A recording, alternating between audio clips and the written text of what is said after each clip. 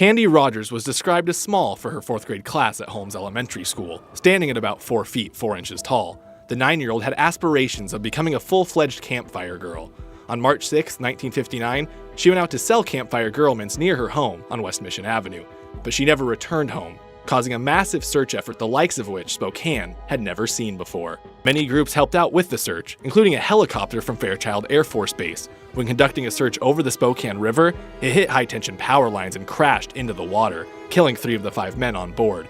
Through the search efforts, boxes of campfire girl mints, the same ones Candy had been selling, were found. Eventually, a pair of hunters came across Candy's shoes in an area 7 miles from her home. The next day, 16 days after Candy went missing, the search was over.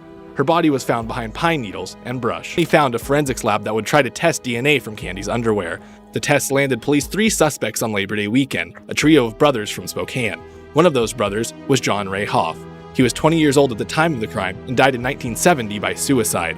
She was 9 years old, small enough that 7 little boxes of campfire mints were all she could carry. On a cold Friday afternoon in March 1959, Candy Rogers stepped out of her home in Spokane, Washington, excited to earn a badge and maybe a week at summer camp.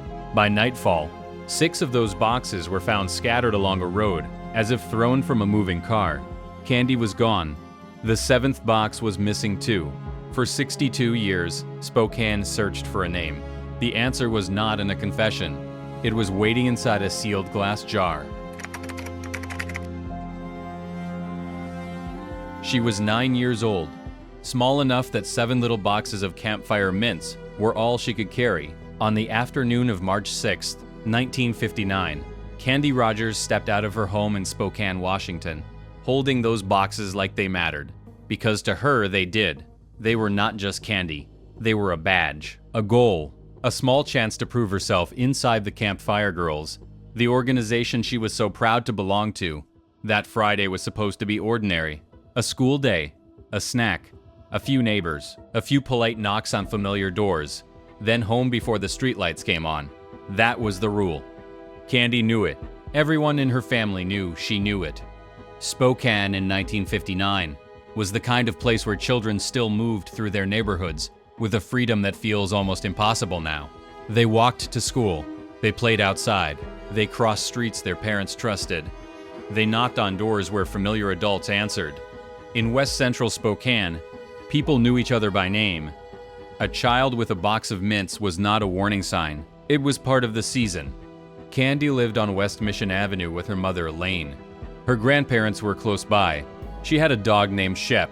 She was small for her age, shy by nature, and serious about the things that mattered to her. And that afternoon, the thing that mattered most was selling enough mints to help her campfire group. She had picked up her boxes earlier that day, only 7. She could not carry more. Before she left, there was still half an hour of normal life. Candy sat with her grandmother and ate an oatmeal cookie. She played with Shep. She talked about which neighbors might buy from her. There was no fear in that room. No sense that anyone was watching the clock for the last time. No reason for anyone to hold on to the moment longer than usual. At exactly 4 o'clock, Candy Rogers walked out into the cold March air. 7 boxes in her hands, a whole street in front of her, and a promise to come home before dark. By 5:30, she had not returned. At first, the worry came quietly. Maybe she had stopped too long at a neighbor's house. Maybe someone had invited her inside for a few minutes. Maybe she had lost track of time. Children did that. Adults told themselves things like that because the other possibilities were too large to touch. But Candy was not careless. She knew the rule. When the streetlights began to glow and there was still no sign of her, her grandfather went outside to look. He checked the nearby homes. He walked the block. He asked neighbors if they had seen her. Some had seen a little girl selling mints earlier. But that was the problem. There were other little girls out that day. Other uniforms, other boxes, other children moving door to door in the same neighborhoods. A witness could remember a child with candy in her hands and still not know if that child was Candy. The evening turned colder. Elaine came home and found that her daughter was missing. Within the hour, family members were searching the streets. Names were called from sidewalks. Doors opened. Porch lights came on. Neighbors stepped outside and joined the search, still hoping this was a misunderstanding that would end with Candy walking around a corner, embarrassed for being late. Then, Around 9 o'clock that night, the search changed. On Pettit Drive, near the road climbing the hill locals knew as Doomsday Hill, searchers found campfire mint boxes scattered across the ground. Not stacked, not placed, scattered. One here, another farther away, then another. Small boxes lying on the cold pavement like pieces of a message no one wanted to read. Candy had left home with 7. 6 were found. The 7th was gone. So was Candy. One of the boxes held a partial fingerprint. Investigators preserved it and sent it for examination. But in 1959, evidence could only speak so loudly. There were no modern databases waiting to match a name, no security footage from every corner, no phone location, no digital trail. Just a little girl's boxes on a road where they should not have been. By that night, Spokane understood something with terrible clarity. Candy Rogers had not simply wandered away. Someone had crossed her path. Someone had seen a 9-year-old girl carrying 7 boxes of mints and decided that this ordinary Friday afternoon would belong to him. For 62 years, Spokane would search for that person. Detectives would chase names. Families would grow old. Evidence would sit in silence. A city would change the way it raised its children. And the answer would not come from a confession. It would not come from the fingerprint on the box. It would come from something no one in 1959 could have fully understood. A sealed glass jar, waiting in an evidence room, holding the one thing time had not destroyed.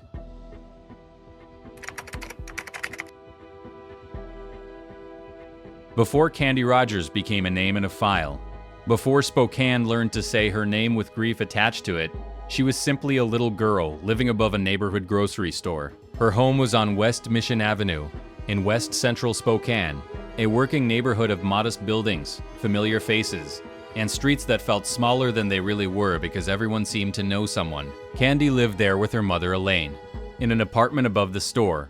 Her grandparents lived right next door. That mattered. Candy was not isolated. She was not far from family. She was not living on the edge of a place no one knew. Her world was close, ordinary, and full of people who recognized her. A mother downstairs or nearby, grandparents next door, neighbors who had seen her grow up, a dog named Shep waiting at home. To Candy, that neighborhood was not dangerous ground. It was home. Elaine Rogers was a teacher, the kind of mother who worked, provided, and tried to give her only child a steady life. Candy was in the 4th grade at Holmes Elementary School. She was small for her age, quiet by nature, and serious in the way children can be serious about the things adults sometimes underestimate. One of those things was Campfire Girls. Candy was a bluebird, the younger level of the organization, and she was proud of it. It gave her a place to belong, a uniform, a group, a reason to work towards something. That March afternoon, selling campfire mints was not just a small errand, it was part of something bigger in her mind. Each box mattered. Each sale mattered. A badge mattered. The chance of summer camp mattered. Years later, investigators would discover that Candy's campfire world may have been the only thin thread connecting her to the man, whose name never appeared in the file. But on that Friday afternoon, no one knew that. Candy had come home from school like any other day. She was not upset. She was not hiding anything. She was not trying to get away from home. She had asked permission. She had a plan.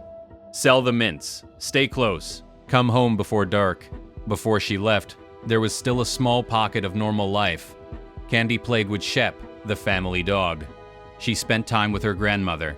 She ate an oatmeal cookie. That detail feels almost too small to matter until you understand that these are the details that make a person real again. Not a headline, not a photograph, not a date carved into a timeline. A child with a cookie, a child with a dog, a child excited to carry 7 little boxes through a neighborhood she believed she understood. Mom, can I start now? Candy might have asked, looking at the boxes she had been waiting to sell. I only have 7. Elaine would have had no reason to hear danger in that question. Stay close to the neighborhood, she told her, and be home before dark. I know, Candy said. I'll be back before the lights come on. It was the kind of promise children made every day in 1959, and the kind parents believed. Spokane was different then. Children walked farther. Doors stayed open longer. Parents trusted neighbors because the neighborhood itself felt like a kind of protection. Streets were not just streets. They were extensions of the home. A child selling candy from door to door did not look out of place. It looked familiar. Candy was not the only girl out that afternoon. Across Spokane, other campfire girls were carrying similar boxes, knocking on similar doors, giving similar smiles, and hoping adults would reach for coins. That simple fact would later make everything harder. Witnesses could remember seeing a girl with mints and still not know if they had seen candy. A blue uniform, a small child, a box in her hands. There were too many versions of that image moving through the city at the same time. So when people later tried to retrace her path, memory blurred. Someone had seen a girl, someone had bought mints, someone thought she passed by. But thought is not certainty, and certainty was what Candy's family needed. That afternoon, Candy did not leave home with a secret. She left with permission. She left with a rule. She left with 7 boxes of mints, and the confidence of a child who believed every door on her street belonged to someone safe. She knew where she was supposed to go. She knew when she was supposed to return. That is why, when the streetlights came on and Candy Rogers was still not home, everyone inside that little world above the grocery store understood that something had changed.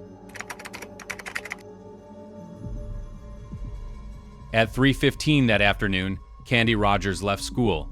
Nothing about that moment looked important. It was Friday, March 6th, 1959. Classes were over. Children were going home. Spokane was moving through the last hours of a normal work week. Parents were thinking about dinner. Teachers were closing classrooms. Kids were stepping out into the cold air with weekend plans already forming in their heads. Candy had one plan, mints. At around 3:30, she went to her troop leader's house to pick up the campfire mints she was supposed to sell. She was small for her age, so she could not carry many. Only 7 boxes. That number matters because it makes the afternoon feel visible. You can picture it. A 9-year-old girl. 2 small hands. 7 little boxes. Not enough to be heavy for an adult. Enough to feel important to a child. 7 boxes meant responsibility. 7 boxes meant she had a job to do. 7 boxes meant she was trusted. Between 3:30 and 4, Candy was still home.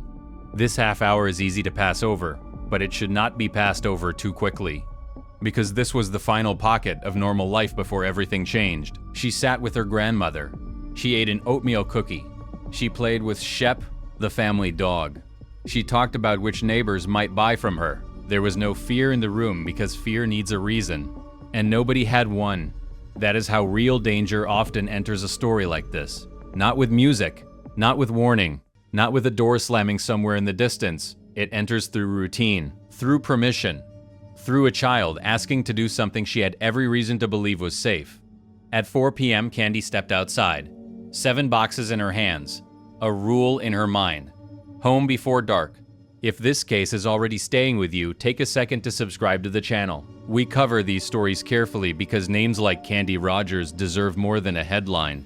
They deserve to be remembered as people. The Pacific Northwest in early March does not give children much daylight. The afternoon fades fast. The cold settles early. By late day, the streets begin to lose their edges. Houses glow from the inside. Sidewalks, empty. Parents start listening for footsteps. At first, no one panicked. That is important. Panic is not the first response when a child is late by a few minutes. The first response is explanation. Adults reach for the version of events that allows the world to stay normal. Maybe Candy had stopped to talk. Maybe a neighbor invited her in. Maybe someone bought a box and asked about campfire girls. Maybe she forgot the time. Maybe she was one street over. Maybe she was already on her way home. The mind does this to protect itself. It builds soft explanations around hard facts, because the hard fact was this. Candy Rogers was not back when she should have been, and Candy was not known for ignoring rules. She knew to come home before the streetlights came on. By around 5:30, the worry had changed shape. It was no longer just, Candy is late. It was, where is she? At around 5:40, the streetlights began to glow.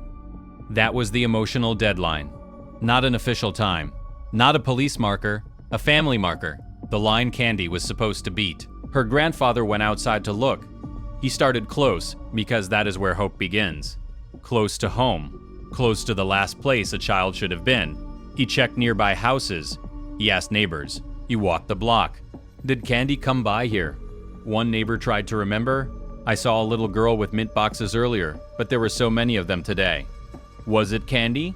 A pause? I can't be sure. That was the problem. Spokane had seen a little girl. It had not seen the moment she vanished. There were other girls selling mints that afternoon, other boxes, other uniforms, other children moving door to door with the same purpose. A witness could be honest and still be wrong. A memory could be real and still not be useful. Some people had seen a child. Some had seen nothing. No one remembered a clear vehicle. No one heard anything that made them run outside. No one could draw a clean line from Candy's front door to wherever she had gone next. Then Elaine came home. Her daughter was not there. That is when worry became something sharper. Families often know before they admit they know. They feel the wrongness before the facts arrive. The house was the same. The street was the same. But Candy's absence had changed the meaning of everything around it. The search widened. Family first, then neighbors, then police. By 6:30, the authorities had been notified. But by then, Candy had been missing for more than 2 hours. 2 hours is a small amount of time in an ordinary day. In a case like this, it is an ocean. The family still hoped she would be found nearby. Maybe confused, maybe scared, maybe waiting somewhere for someone to call her name. But at 9 that night, the question changed. It was no longer whether Candy had forgotten to come home. What was found on Pettit Drive answered that. 6 small boxes of campfire mints, scattered across the road, and Candy was not with them. By 9 that night, Spokane was no longer searching with comfort. It was searching with fear. The first hours had been filled with explanations. Maybe Candy had lost track of time. Maybe she had stopped at a neighbor's house. Maybe she was waiting somewhere nearby, embarrassed, frightened, unsure how to get home. But then Pettit Drive answered part of the question. Not all of it. Just enough to make the city stop breathing the way it had before.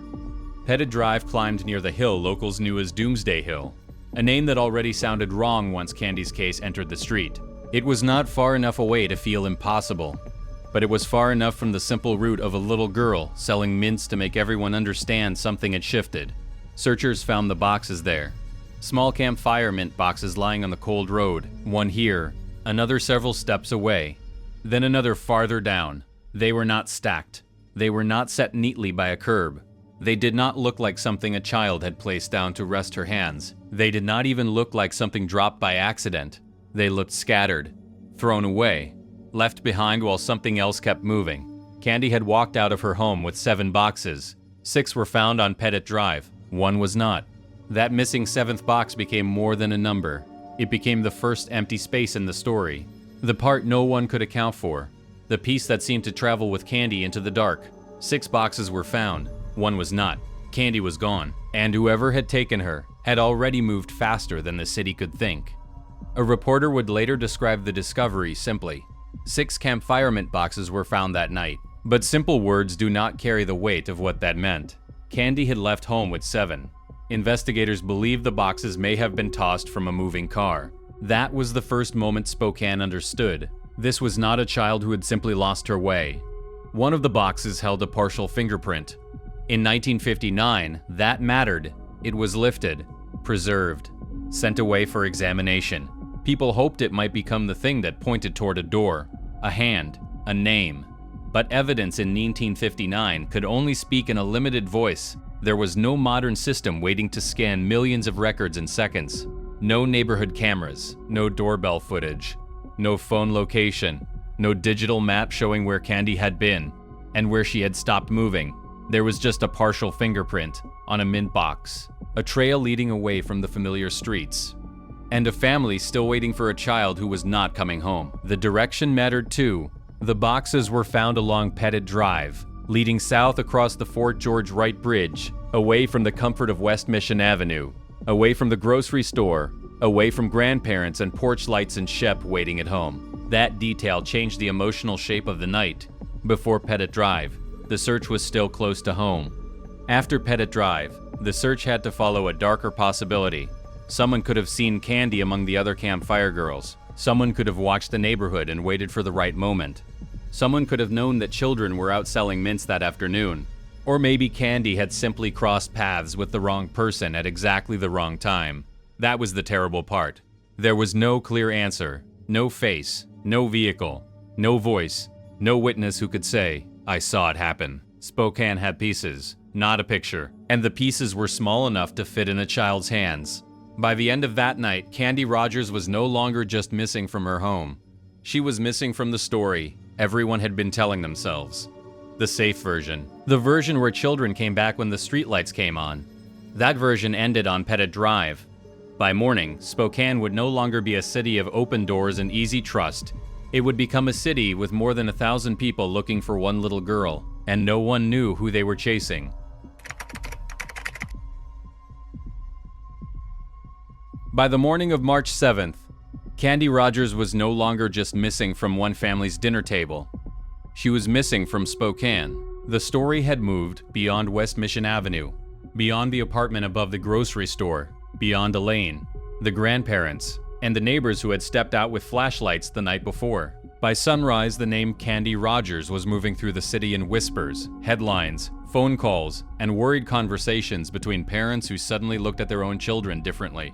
She was 9 years old. That was enough. Many of the people who came to search had never met her. They had never heard her voice, never seen her walking home from school, never watched her carry those 7 small boxes of mints. But they understood the shape of the fear. A child had gone out into a familiar neighborhood and had not come back. That was not something a city could ignore. More than 1,200 people would join the search. Police officers, volunteers, military personnel, Marines, Boy Scouts, mail carriers, utility workers, men on horseback, people in cars, people on foot, people who had jobs, families and places to be, but who showed up anyway because somewhere in Spokane a little girl was still unaccounted for. A command post was set up near the area where the mint boxes had been found, close to Pettit Drive and the TJ Minnock Bridge. From there, searchers spread outward. They checked the road climbing toward Doomsday Hill. They moved near the Spokane River. They looked along the edges of the city, through brush, near trails, around places where a child might have wandered, or where someone else might have taken her. They were not working with the tools we expect today. No digital maps, no GPS, no cell phones, no doorbell cameras, no search history, no location ping, no instant alert moving through every pocket in the city. They had boots, headlights, paper maps, radios, vehicles, helicopters, and hope. Hope was not a method, but in those first hours, it was what kept people moving. A local anchor would later summarize it simply, "More than 1,000 people joined the search." A reporter added, "Police, volunteers, military personnel, even aircraft were brought in." And beneath those simple words was the truth of that morning. They had no modern tools. Just a city refusing to leave a child behind. One volunteer might have said what many were thinking. "We thought if enough of us kept looking, someone would find her." For 16 days, Spokane kept looking. Then the search itself became part of the tragedy. A U.S. Air Force helicopter had joined the effort, flying low over the Spokane River, scanning the water and the surrounding ground for any sign that might lead searchers closer to Candy. The aircraft was there because people were trying to help, because every possible angle had to be checked. Because when a child is missing, even the sky becomes part of the search. But during that flight, the helicopter struck high-tension power lines and went down into the river. 3 men died searching for one child. Airman Marlis D. Ray, Staff Sergeant William O.A. McDonald, Lieutenant Kenneth G. Fotek. 2 others survived. Spokane was now grieving in 2 directions at once. One little girl was still missing, and 3 men who had gone into the air to help find her would never return home. It would have been understandable if the city had slowed down, if fear and grief had exhausted the search before it reached an answer, but it did not stop. Because stopping would have meant accepting that Candy was somewhere out there alone, so they kept moving. Through cold ground, through wooded edges, through rumors, through coals that led nowhere, through tips that sounded hopeful until they collapsed under the weight of facts. The city searched because it had no other way to fight back against the silence, and that was the hardest part. Spokane had effort. Spokane had manpower. Spokane had grief, urgency, and determination. What it did not have was a name. The person responsible had left behind boxes, fear, and unanswered questions, but not enough for the city to know who he was. Not yet. 16 days later, the first real answer would not come from a witness. a confession, or a phone call, it would come from a pair of small shoes waiting quietly in the woods.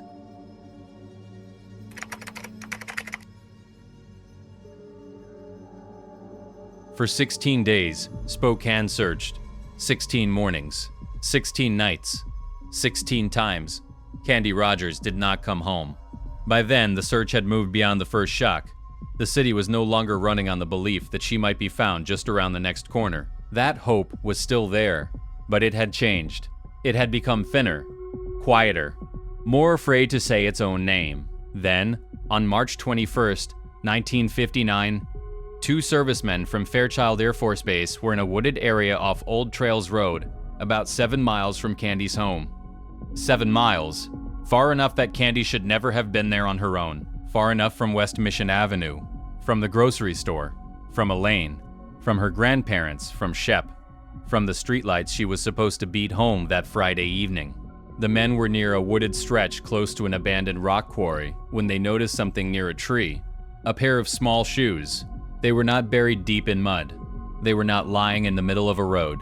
They were not mixed into a pile of trash or hidden under heavy debris. They were simply there, small and still, in a place where they did not belong. That was what made them impossible to ignore. The men brought the discovery back and reported it.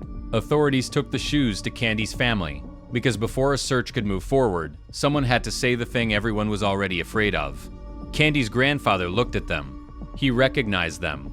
They were like the shoes Candy had worn. By then, darkness was already closing in, and a full search of the wooded area would have been difficult and dangerous.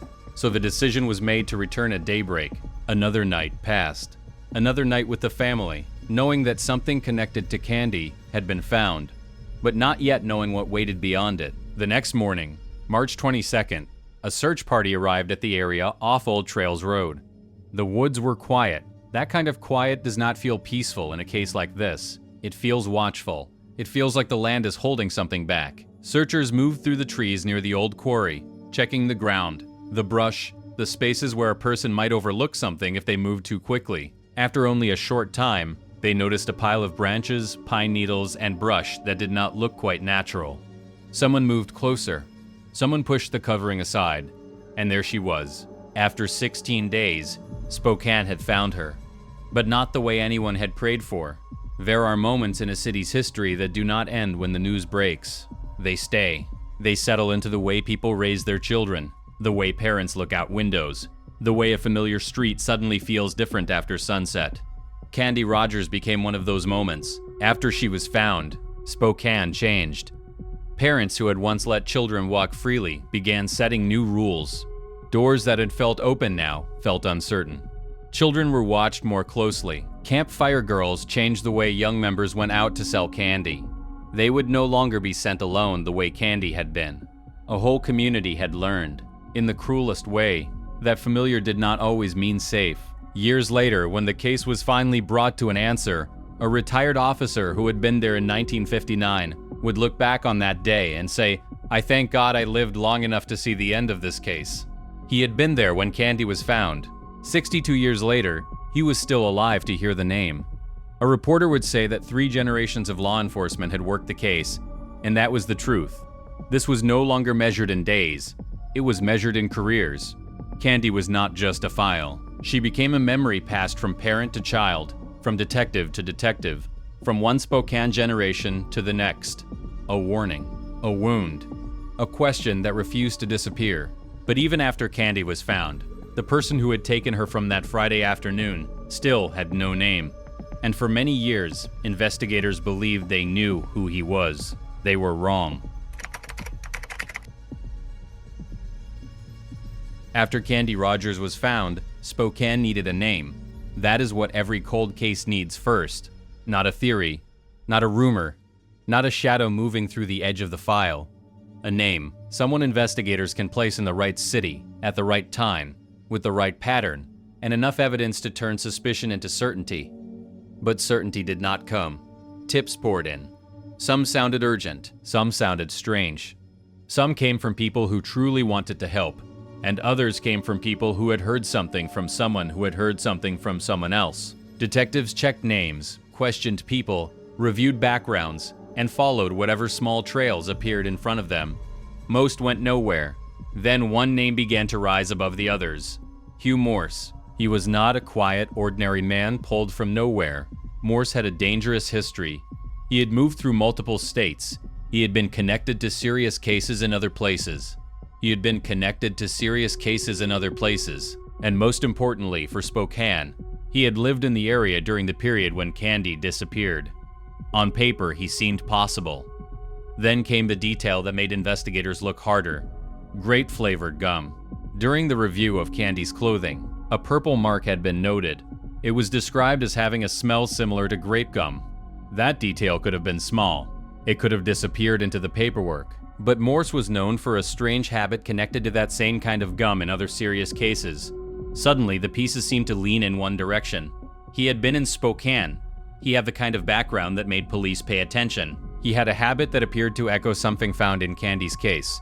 And in a case with no clear witness, no confirmed vehicle, no direct identification, and no modern technology, investigators had to work with the pieces they had. For years, that purple mark carried more weight than it should have. That is how cold cases can bend around the wrong name. Not because investigators do not care. Often, it is because they care so much that any pattern begins to feel like a door. Any similarity feels like movement. Any known dangerous person feels easier to believe than the idea that the real person responsible had never appeared in the file at all. For 40 years, the case felt almost solved. It was not. And if stories like this matter to you, subscribe to the channel. We go through old cases carefully, because the truth is often not where the first theory points. Sometimes the most important part of a cold case is not finding who fits. It is finding who does not. By 2001, science had finally reached a point that investigators in 1959 could not have imagined. Candy's preserved clothing was submitted for new testing.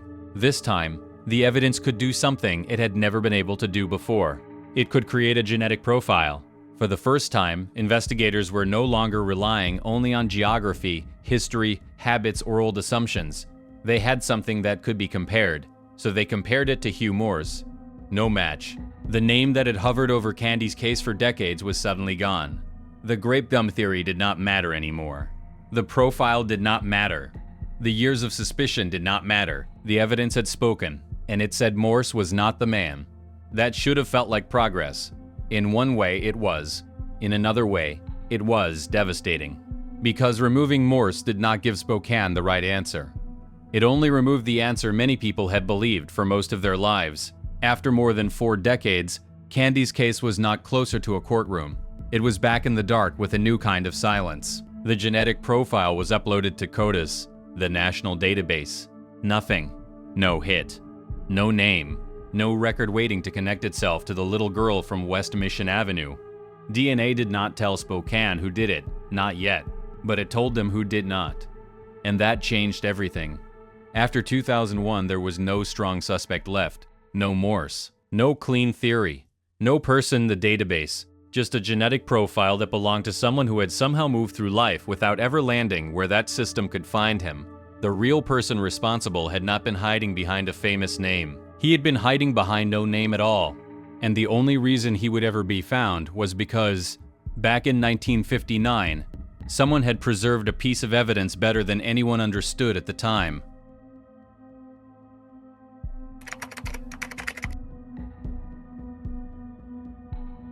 After Hugh Morse was ruled out, Candy Rogers' case went cold again. Not quiet. Cold. There is a difference. Quiet means forgotten. Cold means the file is still there, still waiting, still taking up space in the mind of every detective who opens the drawer and sees a child's name with no answer beside it. Candy's case was never truly forgotten. It simply had nowhere left to go. The DNA profile created in 2001 had done one important thing. It had removed the wrong man, but it had not named the right one. Investigators uploaded the profile to SOTUS, the national database, hoping that somewhere in the system there would be a match. There was nothing. No name. No arrest history that connected. No person waiting in the database to finally explain what happened to the little girl from West Mission Avenue. For many cases, that would have been the end. But Candy's case still had one thing left: a glass mason jar. Back in 1959, someone handling the evidence made a decision that may have seemed ordinary at the time. A piece of important evidence was placed inside a glass jar and sealed. That person did not know about modern DNA testing. They did not know about forensic genetic genealogy. They did not know that one day, more than 60 years later, scientists might be able to pull a name from something so old, so fragile, and so nearly lost. They were not preserving the future. They were simply doing the work carefully, and that careful work mattered. Glass does not behave like paper. It does not absorb moisture the same way. It does not breathe like fabric or cardboard. It does not quietly damage what it holds in the same way other materials can. That sealed jar became something no one in 1959 could have planned for. A time capsule, a silent witness. The case was not saved by a confession. It was saved by glass. By 2018, forensic genetic genealogy had begun changing what cold case investigators believed was possible. Cases that once looked impossible were being reopened, not because a witness had come forward, but because family trees could now be built from distant biological connections. Instead of searching for the man, genealogy searched for his family. That was the new idea. And in Spokane, forensic scientist Brittany Wright looked at Candy's evidence, not as an old sample, but as one of the last chances the case might ever have. The sample was not perfect. It was old. It had been tested before. It had been stored for decades. It had contamination and degradation, the kind of problems that make laboratories hesitate before saying yes, and one lab had already said no. That rejection could have been the final wall. CODIS had produced nothing. The strongest suspect had been excluded. Traditional investigation had no fresh direction. If genealogy could not work, then Candy's case might remain exactly where it had been for generations, known, mourned, and unanswered.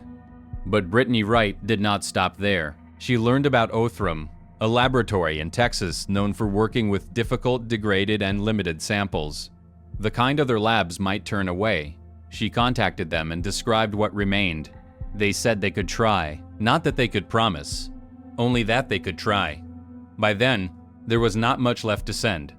If this failed, there might not be another attempt. The remaining material was sent to Texas, carrying with it 62 years of waiting, 3 generations of investigators, and a city that had grown up around an unanswered question.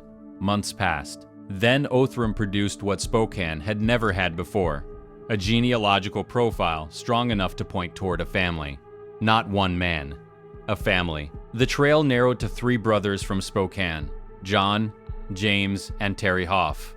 All 3 were deceased, and genealogy, by itself, could not stand in a room and choose between brothers. Their family connection was too close. Their genetic trail pointed in the same direction. Investigators needed someone living, someone who could help separate one brother from the others. Only one of the 3 had a daughter. Her name was Kathy, and when the detective called Kathy Hoff, he was not only asking for a DNA sample, he was about to change the story her family had believed for more than 50 years. When the trail narrowed to the Hoff family, detectives still did not have the final answer. They had a direction. They had 3 brothers, John, James, and Terry Hoff. All 3 were gone. All 3 had lived in Spokane. And all 3 were close enough in the family tree that genealogy alone could not stand in a courtroom and choose one name over the others. Investigators needed someone living. Only one path remained. John Ray Hoff had a daughter. Her name was Kathy. For most of her life, Kathy believed she understood the story of her father. He had died in 1970 when she was still a child. The family had carried that loss as a tragedy, a painful chapter explained through sadness and personal struggle. It was grief, but it was familiar grief. It had a shape. It had a story. Then a detective called. "We need your help with a cold case." Kathy did not know everything yet, but something about that call made her search. Before she arrived at the police department, she looked up the little girl from Spokane in 1959. She found Candy Rogers. She found the story of a child who had gone out selling campfire mints and never returned home.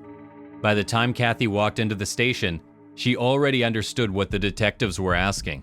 "Is this about the little girl from 1959?" she asked. Yes, the detective said within 45 minutes Kathy Hoff was at the police department. She did not hide. She did not deflect. She gave them what they needed. Kathy agreed to provide her DNA. The first result showed a powerful connection between her and the genetic profile recovered from Candy's preserved evidence. It pointed toward her father, John Ray Hoff, as the man investigators had been searching for. But John Hoff was no longer alive. There could be no interview, no trial, no courtroom moment, no chance for Candy's family to hear him answer for what he had done. So investigators took one final step. They obtained a warrant and exhumed Hoff's remains so his DNA could be compared directly to the profile from the evidence. The result confirmed it. After 62 years, Candy Rogers' case had a name. John Ray Hoff had grown up in Spokane. He was around 20 years old when Candy disappeared. At the time, he lived about a mile from her home. He had entered the Army as a teenager, and in 1961, he was connected to a serious incident with details that made investigators look back at Candy's case with new understanding. He received only a short period behind bars. Years later, he died before anyone ever connected him to Candy. His name had never appeared in the file, not as a suspect, not as a witness, not even as a passing mention. Then came another connection, thin but chilling. Hoff had a younger stepsister who was about Candy's age, and also part of the Camp Fire Girls. She had been Candy's big sister in the program. There was no proof that Hoff and Candy knew each other directly before that day, but it showed that Candy's world and Hoff's world were not as separate as they had seemed. And after Candy disappeared, that stepsister had cried beside Hoff, mourning the little girl she knew. She had no idea the person sitting near her was the one who held the answer. Years later, Kathy offered the words her father never did. "I am very, very sorry for what my father did," she said. "I hope knowing his name brings some peace. It is not full justice, but now his name carries the truth." Kathy was not responsible for her father's actions, but she became the person who helped place the truth where it belonged. And when investigators went looking for where Hoff had been buried, they found one more detail, one that made the room go silent. After the DNA confirmed the truth, Spokane finally had the name it had waited 62 years to hear. John Ray Hoff. He had been there all along. Not in the file, not in the tips, not in the list of suspects that detectives had carried from one decade to the next. His name had not followed Candy's case through the years, because no one had ever known to look at him. But then investigators learned where he had been buried. For 51 years, he lay in the same cemetery as Candy Rogers. Same city, same silence, same ground. It is difficult to sit with that detail without feeling the weight of it. Candy's family may have visited her grave for decades, carrying flowers, grief, questions, and the ache of not knowing who had taken her from that Friday afternoon. And somewhere in that same cemetery was the man whose name they had spent a lifetime waiting for. No one knew. Not her mother, not her father, not her grandparents, not the detectives who had passed the file forward, hoping the next generation might have better tools than they did. When Hoff's family learned the truth, they made a decision. They arranged to move his remains to another cemetery. It could not bring Candy back. It could not create the trial that never happened. It could not give her family the moment of seeing him answer for what he had done. But it was something. A small act of respect from one wounded family to another. Kathy Hoff had already given investigators the DNA they needed, but she also gave them something her father never did. Acknowledgement. She did not hide behind denial. She did not make excuses. She said she was very, very sorry for what her father had done, and she hoped that having his name attached to the truth would bring Candy's family some measure of peace, not full justice, but truth. Candy's cousin, Joanne, spoke through tears about how much had been lost. Candy was so cute, she said. She did not have much time, and that may be the simplest way to understand the wound at the center of this case. Candy Rogers did not get to grow into the person she should have become. She remained 9 years old in the memory of Spokane, forever holding 7 boxes of mints on a cold March afternoon. Retired officer Richard Oldenburg had been there in 1959 when Candy was found. More than 6 decades later, he was still alive to hear the name. "I thank God," he said, "that I lived long enough to see the end of this case." Detective Stormont was later asked how many hours had gone into the investigation. His answer was perfect. "This isn't measured in hours. This is measured in careers." Candy was not forgotten because one person in 1959 preserved evidence carefully. She was not forgotten because more than 1,200 people searched for her. She was not forgotten because 3 generations of law enforcement carried her case forward. She was not forgotten because Brittany Wright sent one of the last remaining samples to one more lab. And she was not forgotten because Kathy Hoff chose truth over silence. Still, the ending is not clean. There was no courtroom, no sentence, no explanation from Hoff. Only a name, placed at last beside the truth, and a little girl returned to the center of her own story. Candy Rogers left home with 7 boxes of campfire mints. She wanted a badge. She wanted summer camp. She had eaten an oatmeal cookie. She had played with Shep. She had promised to be home before the streetlights came on. 6 boxes were found on the road. 1 disappeared with her. For 62 years, the missing part of the story stayed in the dark. But a sealed glass jar kept enough of the truth alive to bring her name back into the light. Candy waited 62 years, 8 months, and 13 days. The clock has finally stopped, and if this story stayed with you, leave a comment below. Which detail haunts you most? The 7 boxes of mints, the glass jar, or the fact that the real name never appeared in the file for 62 years?